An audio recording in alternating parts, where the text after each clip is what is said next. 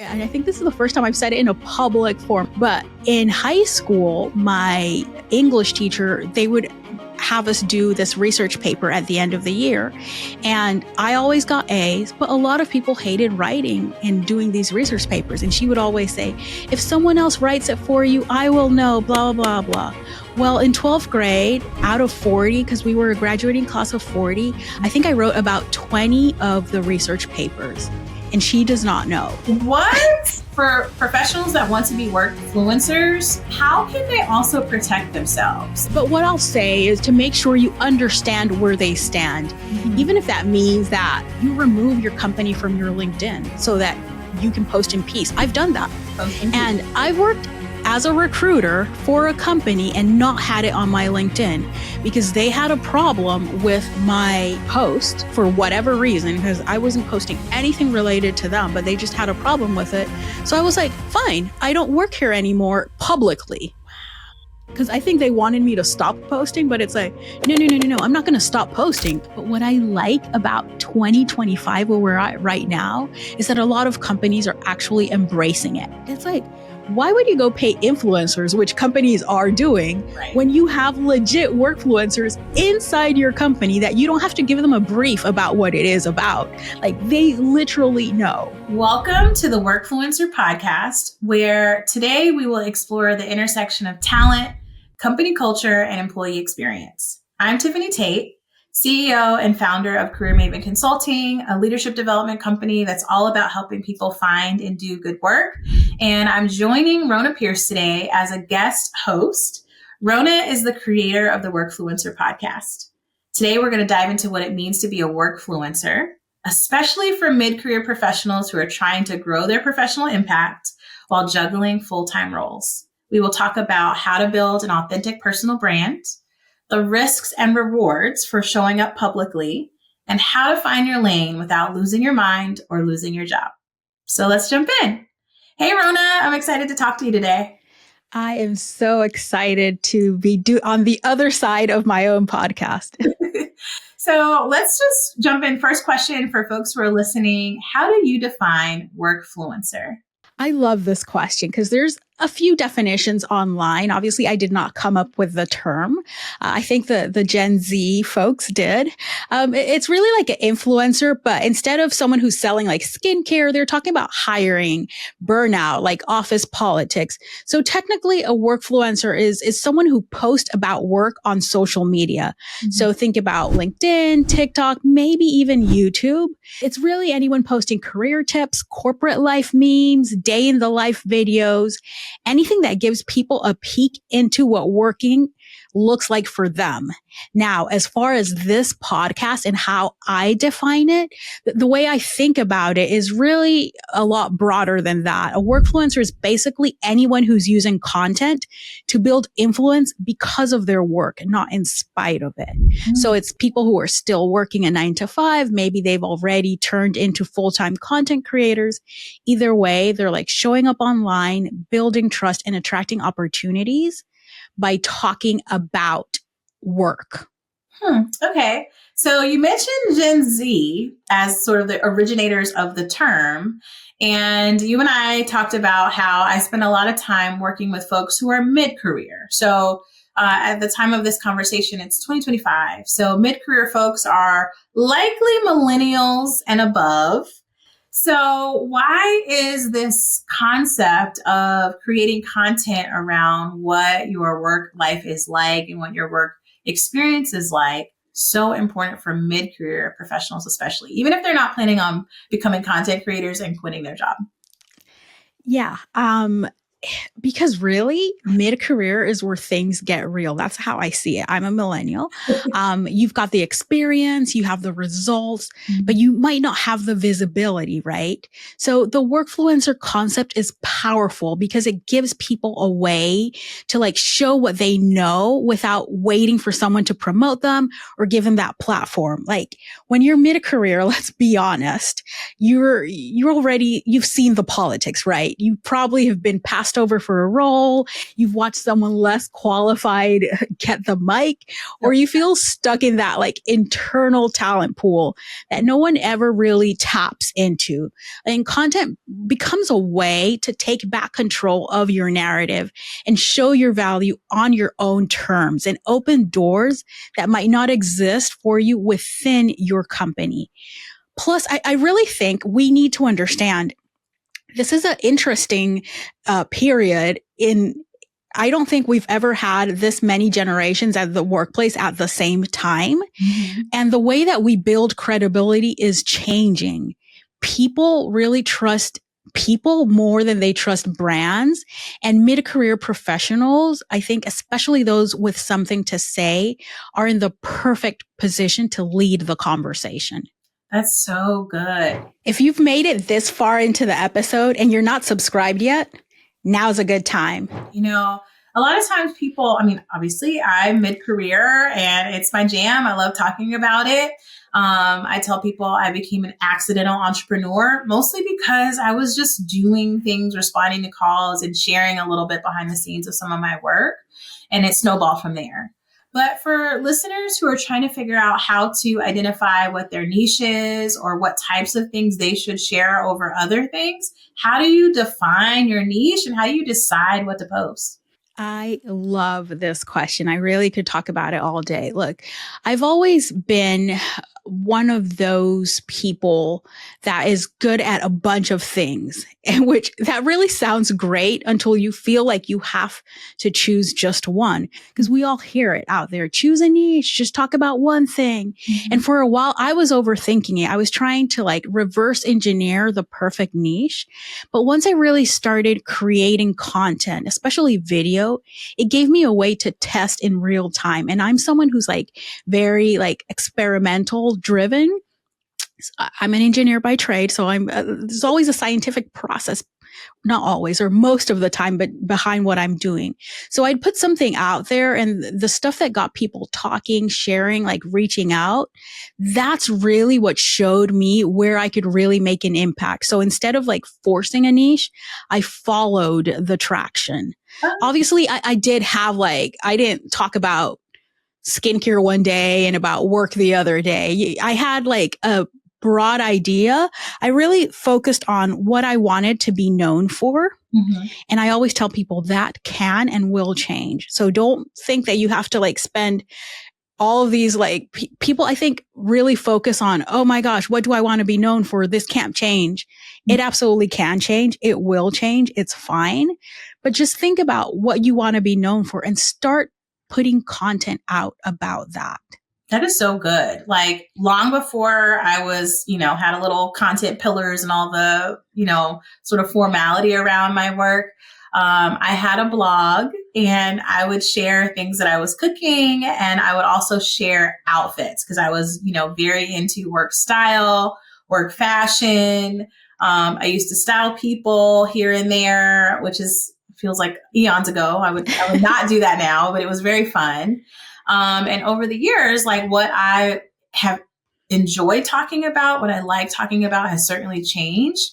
And you're so right that so much of this online existence is testing and experimenting and seeing what resonates with people. So I appreciate your comments on that. What are some of the questions that people should ask themselves if they're trying to figure out what their zone of influence is or what they care about or what they might have something to say about? Definitely what you want to be known for, like I just said. And again, in this period of time, what do you want to talk about? Mm-hmm. Because like, if you don't want to talk about it, it's going to come through in the content. Like if you're bored, if it's like, look, it has to be something that you can talk about until you're blue in the face without getting bored. And I think the most important question you can ask yourself is, what do people come to you for? Mm-hmm. What do they always ask you about? Because especially if you're mid-career, you're in a period where now people at work, whether you want to or not, they know you for something. Your friends know you for something. So looking back at me, like there was always people asking me to help them with their resumes. There was always people asking me. This started from high school. I think this is the first time I've said it in a public forum. I've said it in like private workshops, but in high school, my English teacher, they would have us do this research paper at the end of the year. And I always got A's, but a lot of people hated writing and doing these research papers. And she would always say, if someone else writes it for you, I will know, blah, blah, blah. Well, in 12th grade, out of 40, because we were a graduating class of 40, I think I wrote about 20 of the research papers. And she does not know. What? Well, now she knows, Rhona. Mrs. McFarlane, if you're listening to this, which I hope you are, yes, I wrote 20 of them for people because it was always my thing. I always could write on behalf of other people. I could always understand how someone spoke and who they were and imagine what they would say. Mm-hmm. So this has really shaped a lot of what I've done throughout my career. So that's what people always came to me for. So lean on those things. You're always known for the person. It's oh, write this for me or do this for me. So think about that. Absolutely. Okay, Rhona, I have to know, did your classmates pay you to write those essays? Oh, 100%. I do not work for free. No. Yes, I made money that year. I remember I had so much money. My parents were like, where did all this money come from? I love it. Because I didn't work. But yeah, I charged everyone, I think it was $20 each. Ooh. And I told people, you're not going to get an A. You're going to get slightly better grade than you got the last time because I'm going to write like you. So you can't all of a sudden be like this amazing writer when last time you got a D.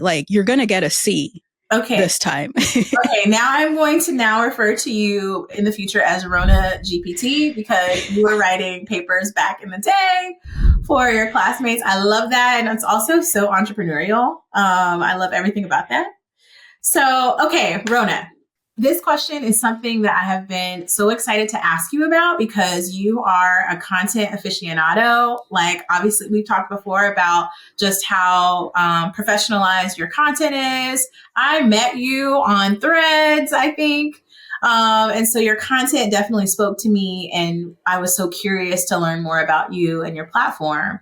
But for folks who are listening that don't know where to start with creating content, feel overwhelmed with all the platforms that are out there, and just aren't sure where to start, what advice would you give them day one?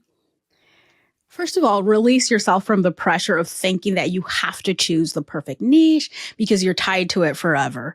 Mm-hmm. Think about the last thing that you learned or the last thing that someone asked you about and create content about that. And as far as choosing what platform, just choose the one where you naturally hang out the most. So if you hate LinkedIn, don't start on LinkedIn. I did not start on LinkedIn. I absolutely remember when I was deciding to okay, 2020, I'm going to be a content creator. I hired a content strategist and she's oh, what platforms? And she asked me about LinkedIn. I'm no, don't even worry about LinkedIn. I just use that to test content. And really that's all I did. I just used it to test content. And I was no, let's focus on Twitter. Let's focus on YouTube and all of these things. Mm-hmm. Ironically, LinkedIn is where I did the best.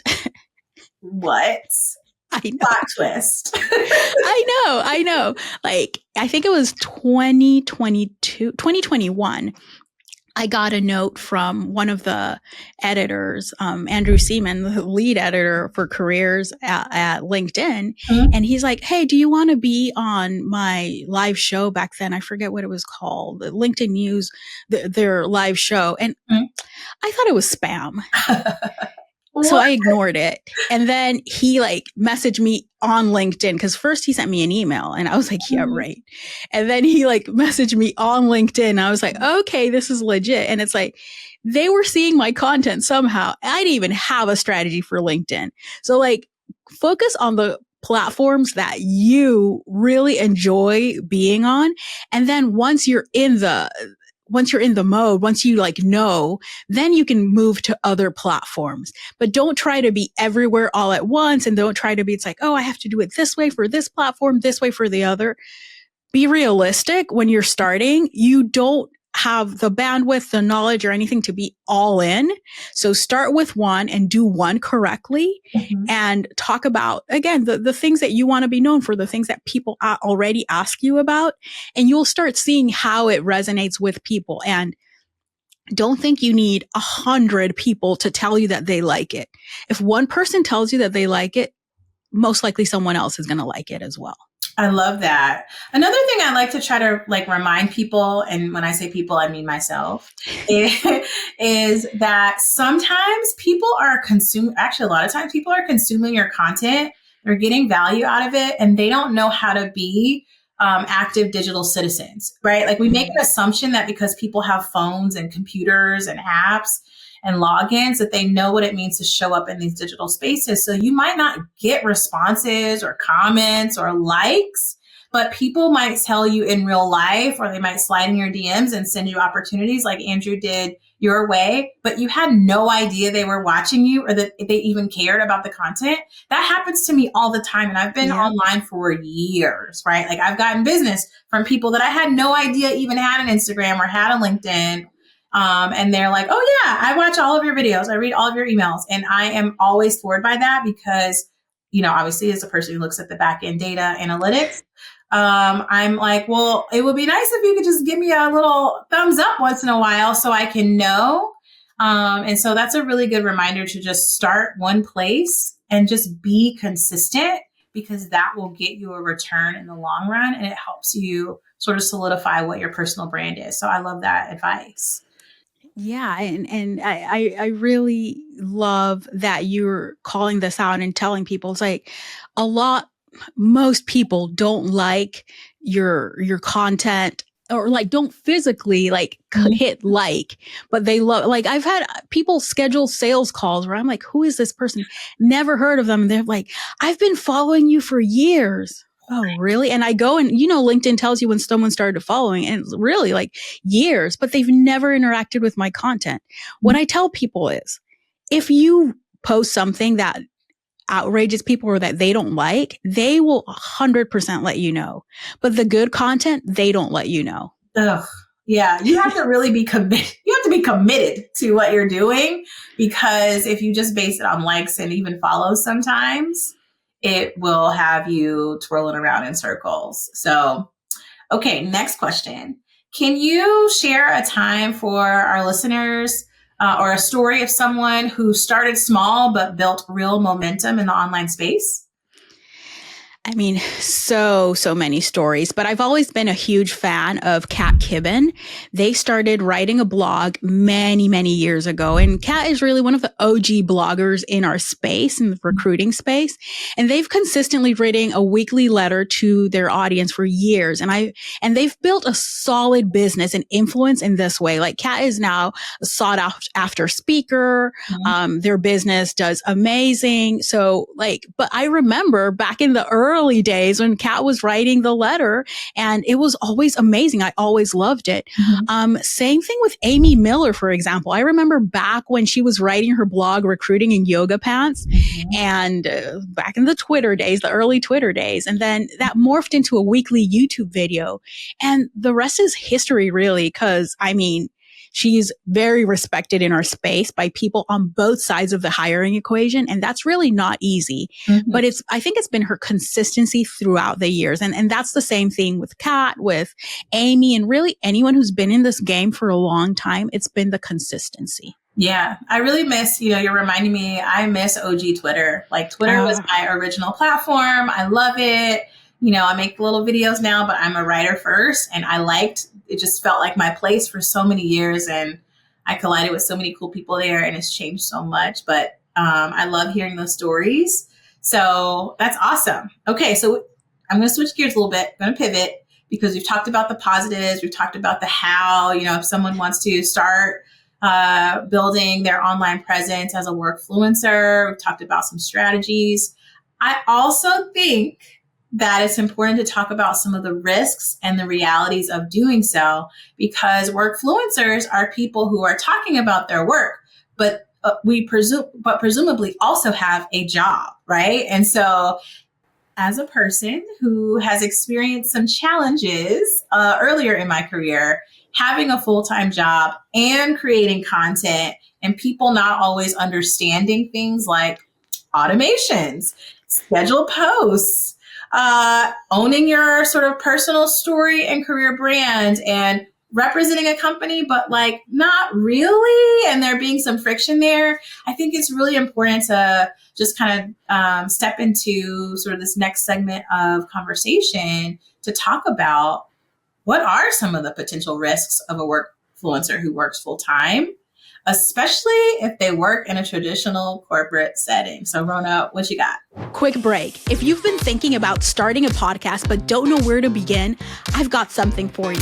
I'm letting women in TA, HR, or employer brand take over the Workfluencer Podcast for one episode. I am so excited to be able to do a podcast takeover. And I'm joining Rhona Pierce today as a guest host.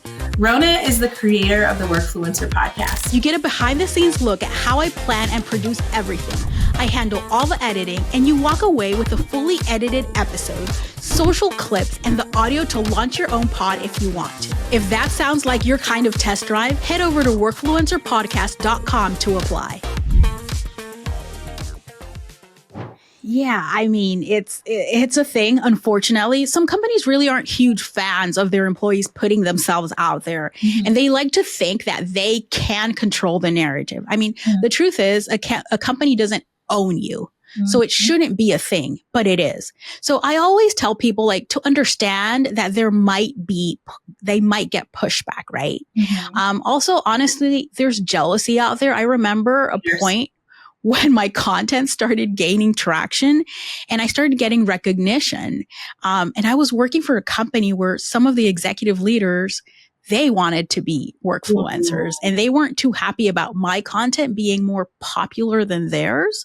And this creates issues for you because then that's when they start saying like, oh, was this about me? It's like, no, this post wasn't about you. Like I tagged the person who the post was about. What are you talking about? Like, what? So yeah, there's some risk there. It's definitely out there. And it's really what stops a lot of people from doing it. But what I like about 2025, where we're at right now, is that a lot of companies are actually embracing it. I saw a creator this week who works at Geico. She's a recruiter at Geico, and I don't know how to pronounce her name, so I won't even say it, but she's got a huge following. Mm-hmm. And Geico actually created a post. Now they started a series with her. And she was just so grateful in another post that she wrote because she has worked at places where it was a problem, her professional presence. Mm-hmm. But now she's at a company that like, oh, you've got 400,000 followers. Mm-hmm. Let's leverage that and let's like give you time to create content. Let's actually make a series where you're featured in it from our page. It's like, why would you go pay influencers, which companies are doing, when you have legit workfluencers inside your company that you don't have to give them a brief about what it is about? Like they literally know. Mm-hmm. So lots of companies are really jumping on this and understanding the value of empowering their internal workfluencers. So things are changing. But again, there's still lots of traditional companies out there with they want you to say this. They want you to like, I call it the hostage situation.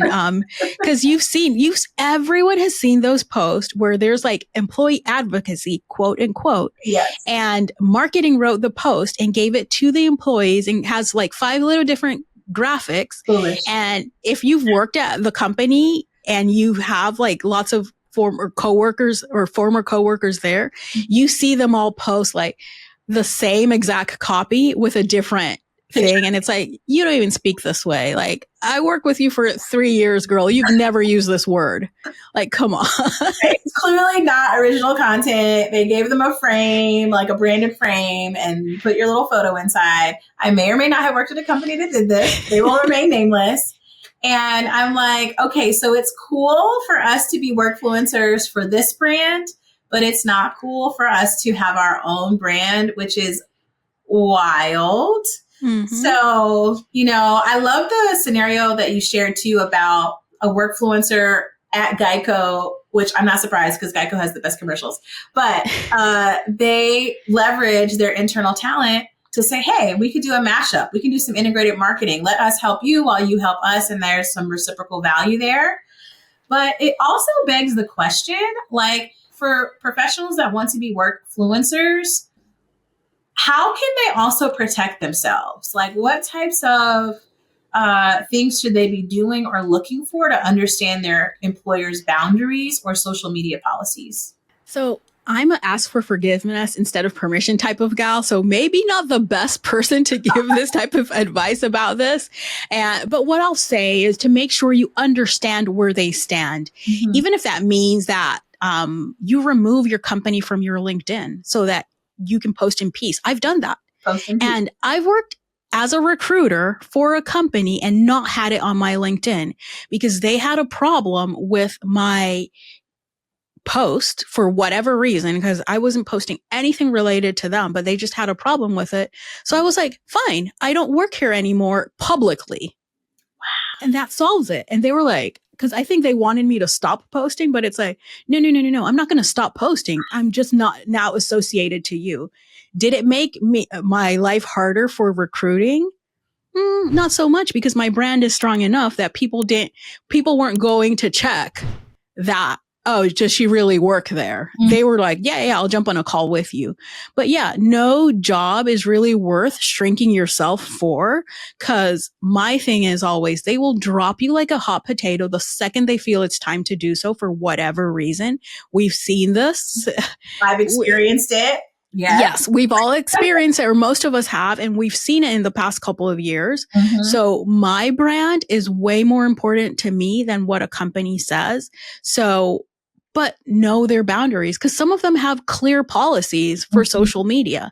Then just follow those policies, right? If they have clear policies, follow them. If they don't have and they're making it up as they go, you can take the approach that I did and just don't associate yourself with them on LinkedIn, and we're good. Yeah. I think like what I want to double click on is it's important as an employee to know the state of things. Like if there's check out your employee handbook, see if the company has a policy, make a copy of it so that you have it in your back pocket if you ever have to pull it, because things start disappearing from the internet sometimes when we have to start getting advocacy and support. So make sure you just know, because technically when you sign an employment contract, you have signed on to whatever guiding policies that company espouses.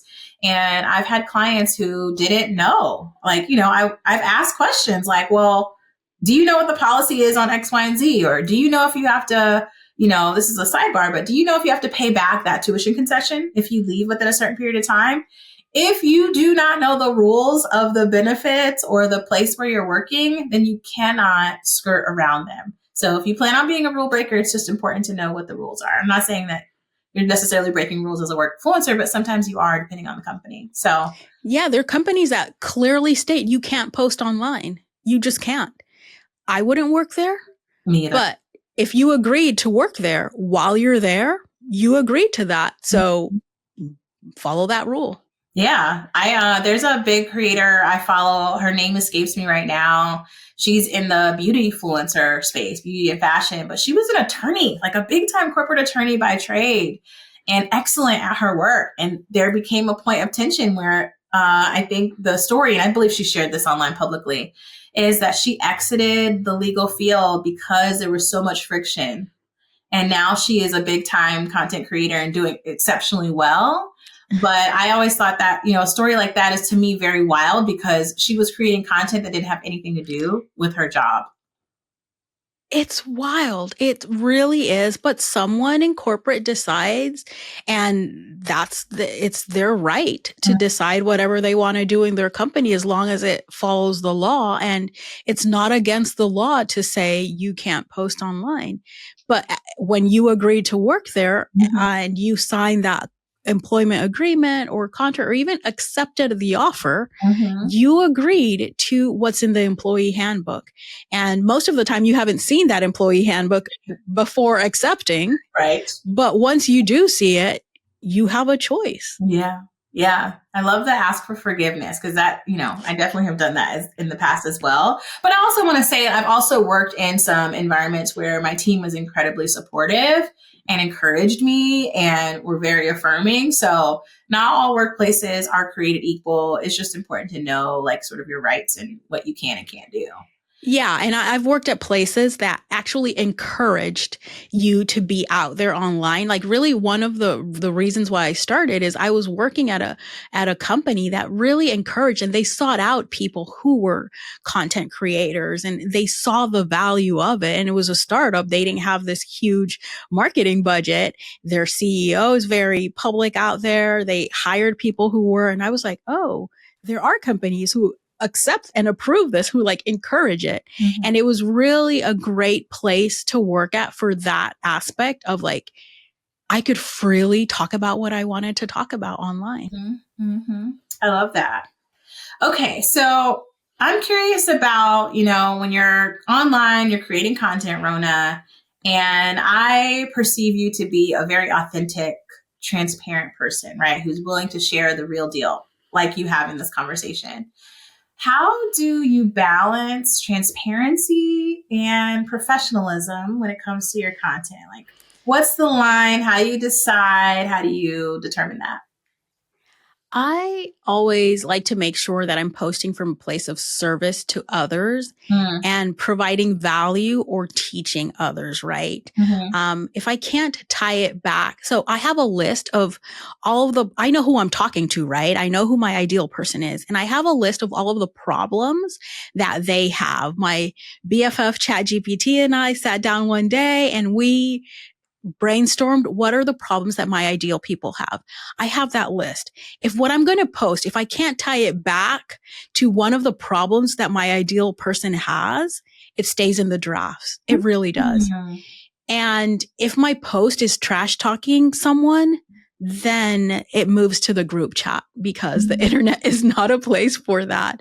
So as long as I keep those things in mind, I know that I'm good. Lots of people have frameworks and stuff like that they follow. I'm a simple, I like simplified things. So for me, it's that. Is this helping someone? And is this helping the people that I want to help? Mm-hmm. Is this talking directly to their problems? And if not, I don't post it. I love this. So I'm curious about for workfluencers who are sharing lifestyle content as well. How much would you say is too much? And I part of the reason why I wanted to ask you this question, I have a friend who works in internal comms at a large company.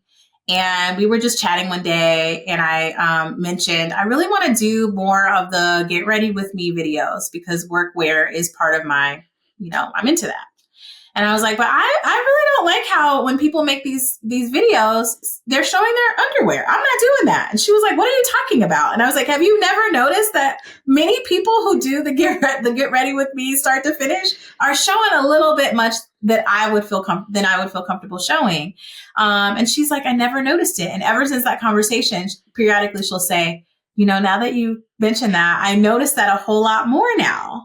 And so it got me to thinking, like, when it comes to being authentic and relatable online, is there a line for you where you say, that's too much for me? I respect it if you do it, but that's too much for me.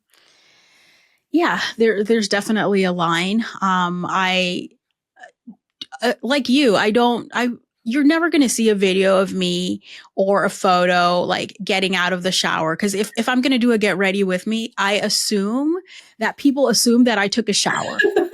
Right. And if I did, it's also my problem. You're not smelling me. So it doesn't matter. It's not relevant to the thing.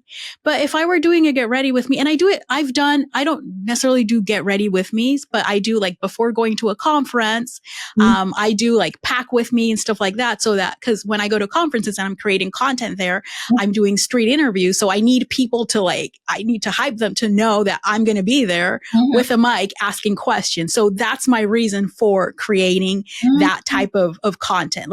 It's not just because I want to show people what I'm packing in my bag. It's a reason. I'm going to be here. Come find me. Come talk to me. But yeah, I don't start with you can watch the videos. You don't see my underwear getting thrown into the bag, but definitely I took underwear to the conferences. Like, do you get what I mean? Like, I took deodorant, I took underwear, but that's not what the video was about. The video was for people to know that I was going to be there. So like, again, go back to your goals and like, what is the goal of this video? Do people really need to see your underwear in the get ready with me? If you're like you're showing like professional attire or things like that. We understand that you took a shower. We understand that you wore underwear. Let's start from the part of the outfit that was the goal of showing you how to dress professionally, for example. Exactly. I love that. So what I'm hearing is like a big theme for you is everything has to be intentional. Be really clear on who you're talking to, what it is you want them to learn, what it is you want them to take away, and your why before you type or record anything. And I think so many of our listeners could benefit from that. Instead of like over indexing on what is the content calendar, how many things I'm going to post and where am I going to post? It's like step one, why do I want to create content? Who is it going to serve? And what do I have to say that is aligned with those things as your sort of day one, day 7,000? It like doesn't matter how long you've been doing it. It's always about your why and who before you get to the how and the what. I love that. Yes, 100%. That's a great summary. And yes, it's really, everyone is focused on all the other things that really are not the most important. Mm-hmm. Okay, noted. And I will still continue because you affirmed me. I will not be sharing my undergarments on Beyonce's internet anytime soon. So no. I love that. Oh my gosh. Okay. I do want to ask a couple logistical questions, like tactical for folks who want to get started as workfluencers or maybe up level their content if they're already started before we wrap up. What are some of your favorite tech tools or habits for maintaining consistency online without burning out? So AI has been a game changer. It's my brainstorming buddy, ChatGPT and Claude, like shout out to my buddies. It helps me edit video faster as well. So many AI tools out there for video and even come up with concepts for video. So AI really, and I'm just saying AI is like a umbrella term because I could list out a ton of tools, but all of the tools that I use on a daily basis have AI, right? And then when it comes to habits, I think this is really the most important part because everyone's focused on the tools, but really remove any barriers that you have for yourself that are going to cause you to not be able to be consistent or that are going to cause stress. So for example, I don't like having to set up my lights and all of that. That was always an issue. And I'm blessed to be able to have this bedroom, which is my office. So my husband set up lights all over and I literally just press two things and I turn on the lights. Nice. So don't have to worry about lighting. And even if you don't have a studio or whatever, the most important thing for me that has really changed and allowed me to be able to do video, if you've noticed, I'm always wearing a black top because I was taking hours figuring out like, what should I wear and what colors? Cause then I know too much, I think, about video and what colors work on camera and what colors don't work. And I have a closet back here, that door, if you can see it, where it's my video tops. So in that closet, because I have a closet in my bedroom, so this is the closet in my office, all it has is swag from brands that I have to wear on videos from time to time, and my tops for videos. So it's a closet full of black tops because I've decided that that's what I want to do. There are some other colors from time to time to switch it up, but mostly black tops. So when I'm like, oh, I have to film a video, the last thing I have to worry about is setting up lighting or setting up my cameras or what to wear. Cause I literally go in the closet, put on one of the black tops and turn on the lights, sit in this chair. I have two different setups and hit record. That's it. I love everything about this and I am deeply inspired, right? Like it's taking me back during the pandemic. I tried to eliminate unnecessary decisions because I was just trying to have a sense of normalcy. And I had like a little bit of a work uniform.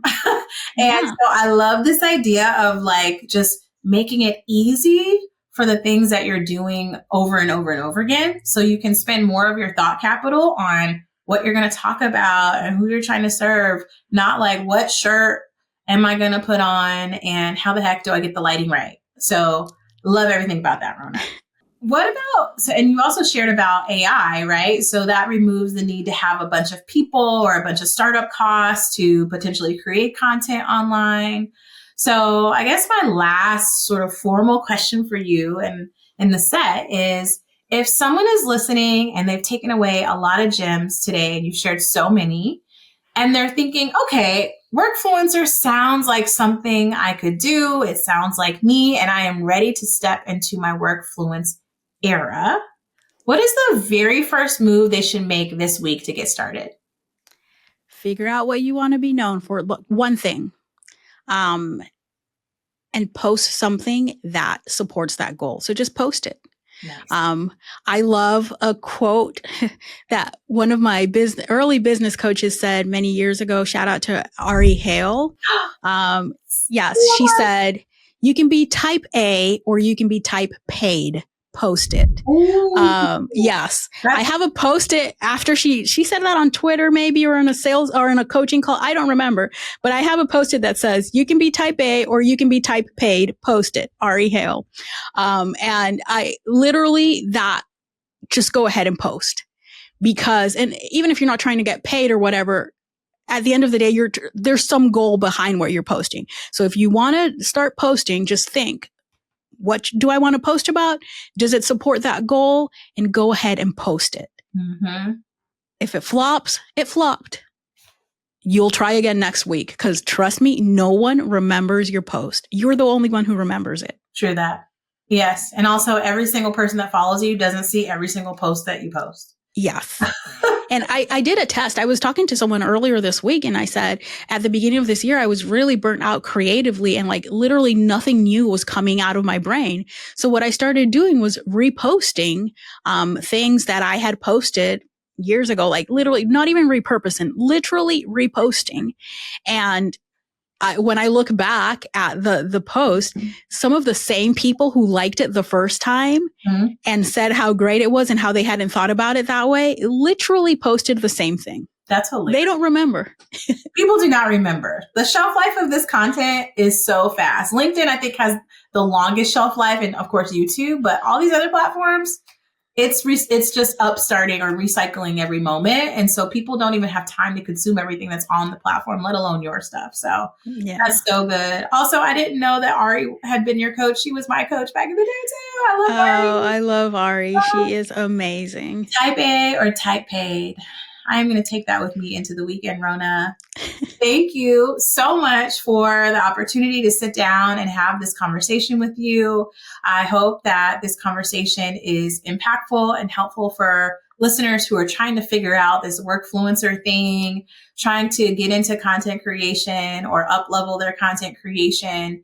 I am a big fan, not just because I guess I am a Workfluencer, but also because I believe deeply in the power of owning your personal and professional brand, because it just gives you agency on your career journey.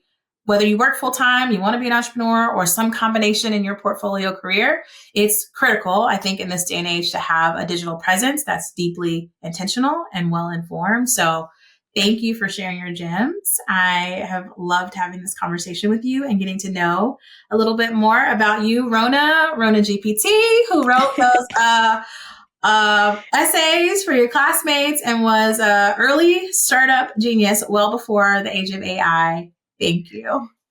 Thank you so much. I've really enjoyed this conversation. I've enjoyed being on the other side of the Workfluencer podcast, and you are absolutely welcome to take over the pod anytime. This was amazing. Thank you. Thanks so much for listening. If you're enjoying the Workfluencer pod, share it with someone who's changing how we talk about work, or who should be. And hey, if this episode gave you ideas or inspiration, leave us a 5-star review. Reviews help other listeners find us, and honestly, it makes my day. Workfluencer is produced by Perceptible Studios. Learn more about how we can help you use video to attract, engage, and retain qualified talent at perceptiblestudios.com. Thanks for listening, and I'll chat with you next week.